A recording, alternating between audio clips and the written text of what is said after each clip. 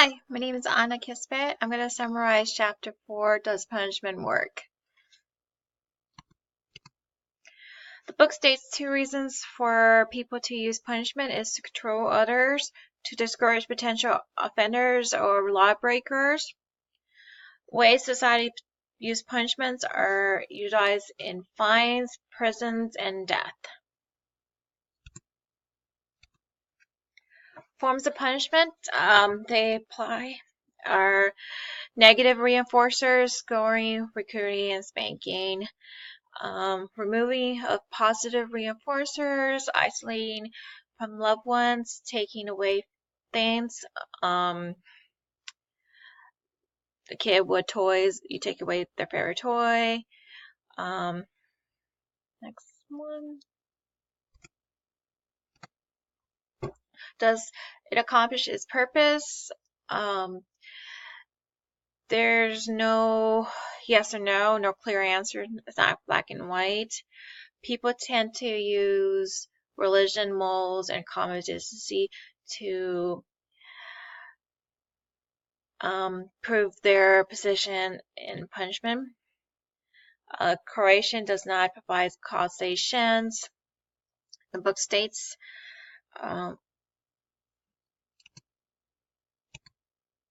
now I do want to state on my notes that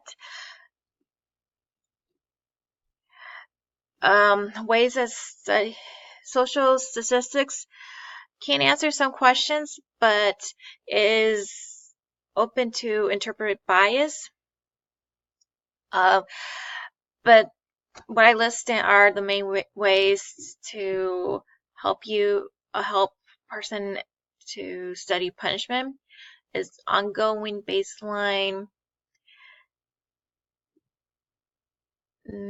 stable activity. So basically, you want your baseline to be steady, and there's no unknown factors that makes the subject change the behavior. Technology activities.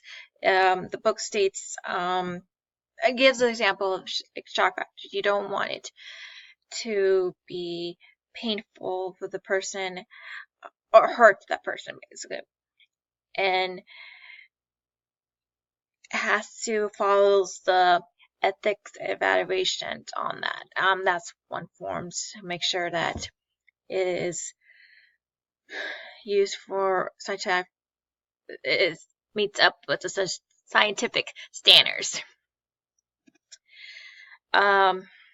Next one, laboratory tests with press. So throughout the chapter, it talks about how they use laboratory, a rat pressing a lever, and food would come out, and how they add shock on the feet.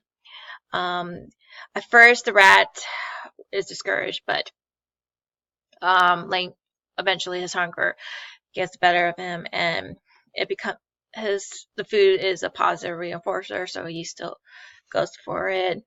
And they make several experiments, so while asking questions at the same time about if and they go on with different experiences, like if we put a string, not a string, if you give the rat another option for a positive reinforcer, would it take it?